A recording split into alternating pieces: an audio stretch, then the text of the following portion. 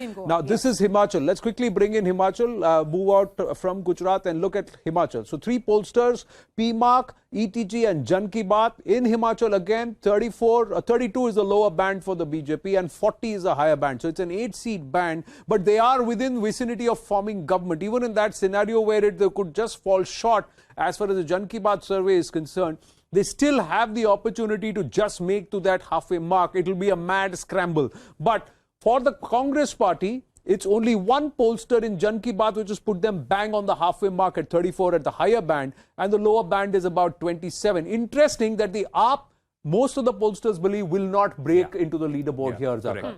Much like what we saw in Uttarakhand. I think they did put a lot more effort in Uttarakhand, but in Himachal, like I said, I can hardly remember the last time Kejriwal was there. He must have gone once, at best twice.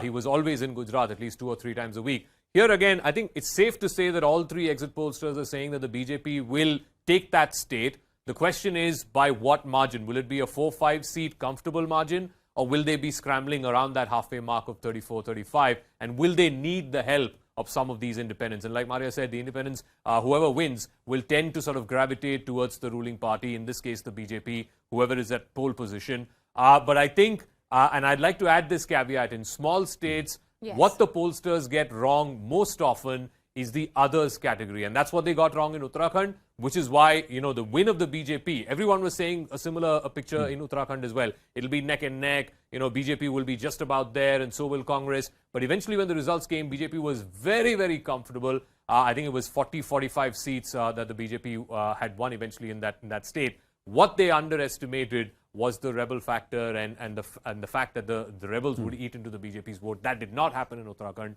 In Himachal, let's see. Well, one more pollster has got the numbers for Himachal Pradesh, and it is Zee Himachal. Zee Himachal has put out the numbers for the state, and once again, it's comfortably giving government to the BJP at this point. The numbers very clearly show 35 to 40 seats, 20 to 25 for the Congress, 0 to 3 and 1 to 5.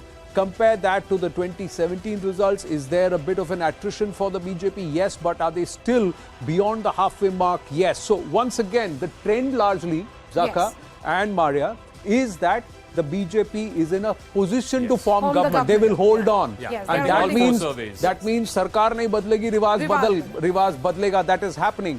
But again, the Aam Aadmi Party's effort in Himachal is not pulling away. It's not showing. With the arrest of Satyendra Jain, the entire in Himachal, and their push in Himachal changed. Zaga, and also in Gujarat, I was there for 5 days. I did not hear the Aam Aadmi Party factor.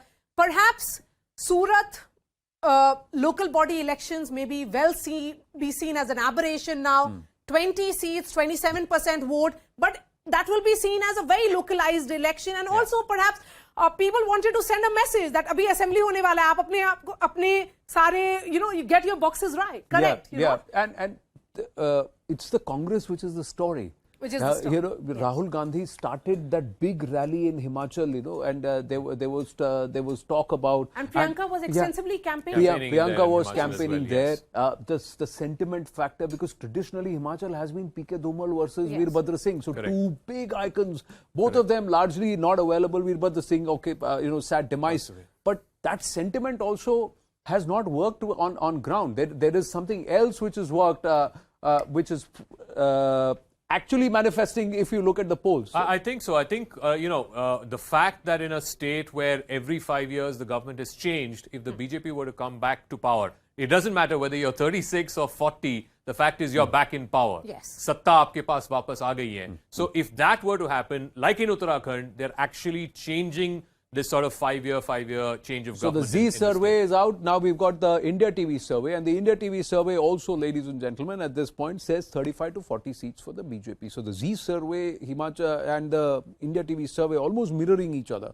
The Congress seats are different. The others and AAP, that breakup is different, but that 35 to 40 band for the BJP once again states. So if you look at it, multiple pollsters have come out and said, barring one, that is Jan Ki Baat, which said BJP may just fall short by 2 or 3. Now, whether or not they're hedging bets or they're looking at vote share percentage slipping 1%, 2% this way, that's the margin for error that Jan Ki Baat has kept. But otherwise, all the other pollsters are saying that the BJP will breach the halfway mark.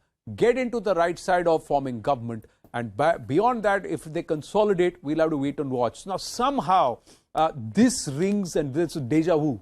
Because it looks like we're reading Uttarakhand. Yeah, Yes, exactly. we are reading. And we know where they ended eventually. Absolutely, absolutely. I think again, I'm just going to write this down on the wall. I think the lower end for the BJP in one survey, the lowest end I think was 32, which means they're too short of the halfway, and the highest I think was 40. Did you see a figure above No, 40? it was 40 I think all was along. Yeah. everyone's sort of capped at 40. The lowest end for the Congress I think was 22 or 23, and the highest end one survey 34. I think has said 34. Yeah. So basically, I mean, even lower and higher end comparison, clearly the BJP is in a different bracket. It's in the 30s to 40s range, whereas the Congress is in the 20s to 30s range. But like I said, the one critical factor that can make a difference between these two is if suddenly in this range there are 4 or 5 independents who win. Remember last time around in Himachal Pradesh, they did not have that much of a presence. Like I said, less than 10% vote, only 3 people won. But if in that dozen constituencies where it's neck and neck, less than 2,000 votes, sometimes even less than 1,000 votes, then I think that could play a critical factor. But as of right now, all 4 exit pollsters who've come out with numbers in Himachal are saying BJP is at the higher end and therefore it's likelier to keep the state. Numbers are flowing in thick and fast, and actually our political voices, spokespersons from the parties are doing musical chairs without being spoken to. So it's an open out, shout out, and apology in advance. It's not with intent. It's just that the numbers are coming in thick, so we're giving that primacy. Charu Pragya was there. Now Guru Prakash Paswan of the BJP would be joining us. But let's quickly look